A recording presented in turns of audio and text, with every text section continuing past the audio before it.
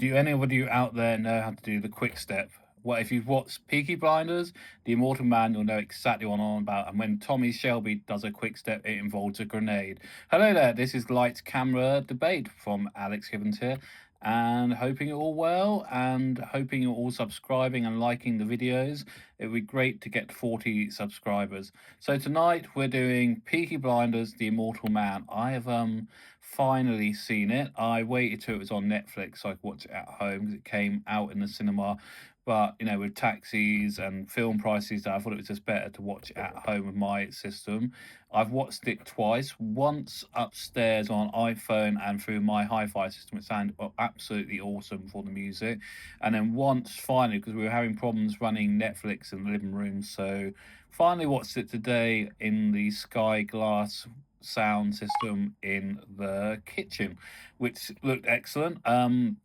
Sound wasn't as good as it was through my Proax and my high-end system, but still really good for the Atmos you get in Sky Glass. But back to the film. This is the continuation, and if you've seen it, you know exactly what I mean, of the 6 seasons of the BBC Stephen Knight crime drama set in Birmingham from 1919 when the First World War ends, all the way up to when the Second World War starts. And this film is in the Second World War, basically. And it's actually based on a couple of bits of true history. This is what Stephen Knight always likes to do, because there was a Peaky Blinders gang. There was a crime gang in Birmingham through that time period, and they were ruthless, and they did used to take your eyes out with a blade kept in their hat, and that's why they're known as the Peaky Blinders, basically, if you didn't know that. Two bits of actual real history, because Stephen Knight always likes to add real history. One is that the counterfeit money thing, what the Germans tried to do to flood the market and win the war, was true. Not exactly how it is depicted in this film. And also the ammunition factory, which is blown up right at the beginning of the film, that was actually a true piece of Birmingham history. It did happen. And it says at the end of the film, if you've seen it, that it should go to the families of those people who died that day. So always interesting. Stephen Knight always adds actual bits of actual history and actual relatively. We still have the old characters. We have Kieran as Tommy Shelby. We have Ada there, but they're slowly eroded. They're taken away one by one is off this chess piece. We also have Stag, played by Stephen Graham, who's great for the Liverpudlian bits. He's known as the Liverpudlian king of crime, basically, for the docs. He's great. You need subtitles if you're American with Stephen Graham as normal. The new players, which are Rachel Ferguson as the new witch queen, who basically comes back to get Tommy to come back to Birmingham. She is brilliant playing, and Barry Coogan playing Duke Shelby, who is just awesome. And it's a really good bit of casting. If you look at Kieran and you look at Barry Kinnear, they just look really similar. They look being well done up to look together. And that a bit with the pigs, it's just he becomes Tommy Shelby after Carlo the witch. She basically takes the spirit of the woman who Tommy impregnated and made Duke with, and manages him to come back. And that beautiful outfit he puts on before he goes back to Birmingham in the Bentley is just completely and utterly ruined in the pig scene. I don't know if you've seen it, so you'll know exactly what I'm about. Goes to fight Duke and a mammoth pig farm, and it gets very, very squishy and muddy. The squishy sounds, I've got into nose, if you can see it. The pig fighting scene are just all awesome on Amos. The squishiness of the pig shit mud, basically, so I've sworn. But it is just lovely on Atmos, the squishiness of it, and you can just feel, according to Kieran, it took all day and was freezing, disgusting, and it ruined the clothes. Which was a great thing to do with him and Barry, apparently. And Barry is just absolutely awesome as Duke. He's menacing. He has all the bits of Tommy, but the new version. He flips the coin but ignores it. He kills people on the spot, and around these two cats, we have this great new villain played by Tim Roth. The guy's been in everything, Reservoir Dogs, everything. And he's this really nasty German person. He's English, but he's a Nazi, basically. He's a fascist, and he believes in the whole. Sorry, my nose is itching, so I apologise. Nazi cause of Hitler, basically, and he wants the world to be corrupted by the money. And there's some great bits where he really thinks he's controlling Duke, where he gets Duke to start to shoot the guy continuously, and that's a really nasty bit. The bit where he shoots Ada, that really shocked me. I've watched it twice, and it didn't take to the second watch where I understood the point of that bit, because it's really nastily done, and a great shocking scene where Tommy sees her exactly as he was killed with the umbrella in her hand is brilliant. You just have to mention. Sorry, it's my head now. I apologise for the itching. You have to take into account the normal thing what's always been done brilliant in Peaky Blinders, and that is, contemporary music in an old-fashioned scene, and it's always been great, and it's completely done by basically several people. I'm not too sure the female singers are in it doing the great new version of Porcelain, and there's a song at the end where they burn Tommy's caravan. I'm not too sure. I think they're Laura Marlin and Anna Calvi. I think. I'm not too sure. I haven't checked yet.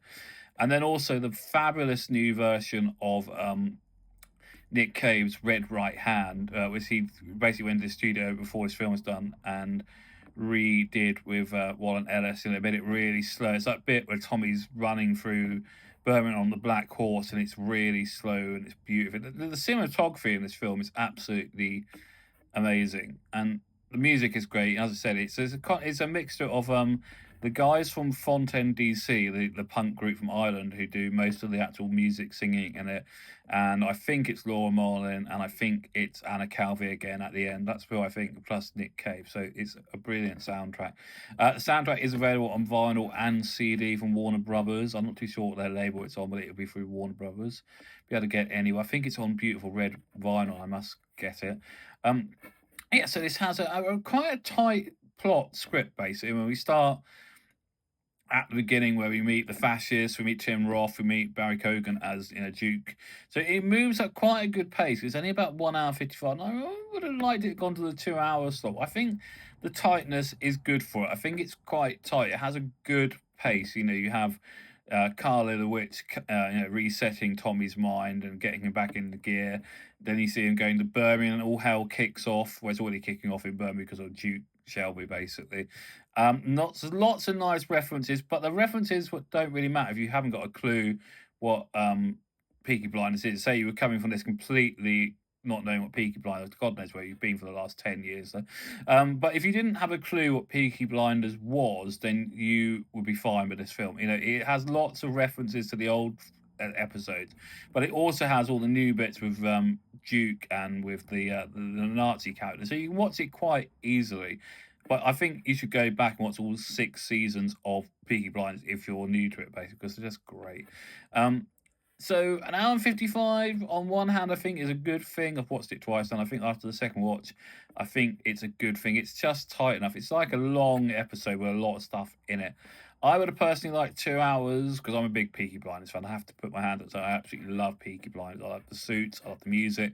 I personally can never have enough of it. But I think 1 hour 55 with the culture we have these days, you can't sit still for more than 3 minutes. Probably about right.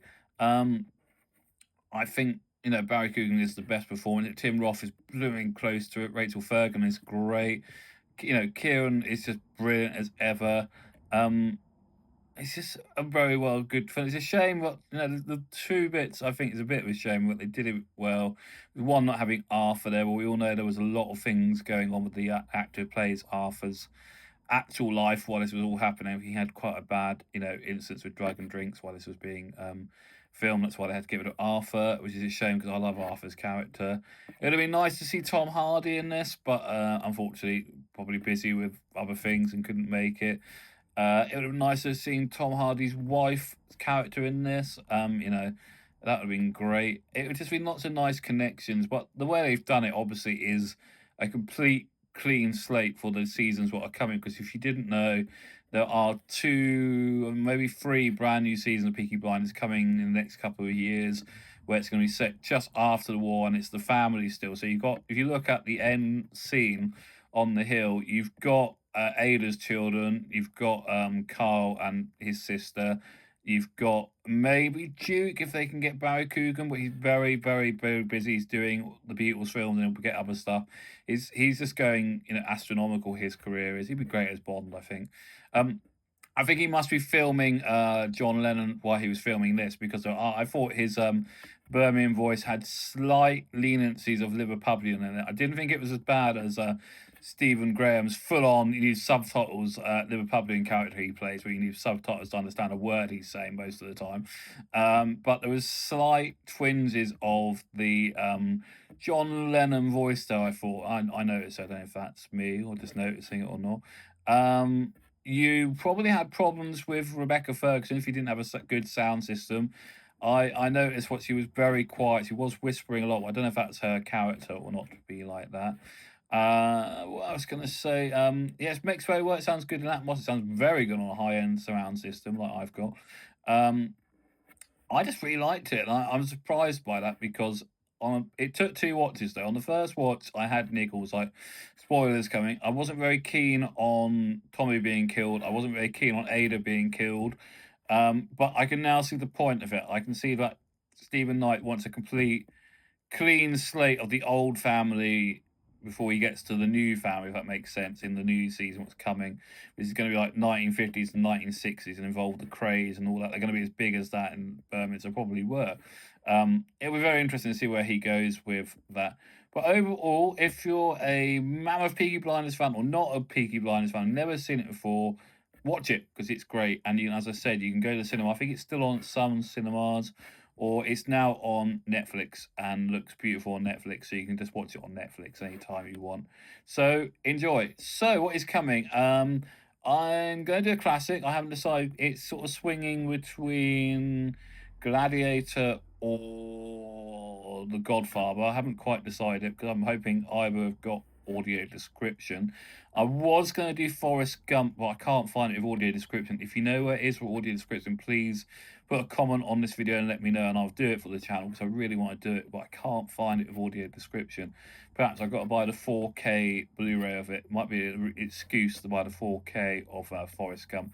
And I hope that's got AD because I really would like to do Forrest Gump for the channel because it's one of my favourite films, basically. Might do Gladiator instead of Forrest Gump, or I might do The Godfather because I know it's there. It's got AD. I've watched it a couple of times on BBC iPlayer. It's on there, I think. And as I said, I will be doing Project Hail Mary. I haven't gone to see it because I think I'm going to do a double bill next week of Project Hail Mary and the new Enid Blyton, The Faraway Tree. And I'd really like your opinions on The Faraway Tree because I know a lot of people like the book and are worrying that the film is being made very Americanized as it's a traditional English story, and I'd love your opinions in the comments if you're a big fan of that. So I think that's next Friday to see Project Hail Mary and The Faraway Tree. But I do have the soundtrack for Project Hail Mary. It's done by Daniel Pemberton, so I look forward to listening to that on the hi-fi and let you know. I like a good soundtrack. Trying to track down Sinners because I see it's not on the label it's meant to be, so trying to track down that as a soundtrack because it won at the Oscars. But if you have any feelings or films I should be watching, going to see, as long as it has audio description, I will go and see anything, basically. That's my only, Qatar condition, that it has to have audio description. But that's all, folks, for this time, and next time we will see what happens, and I'll let you know as soon as I know on the channel. So keep watching and subscribing.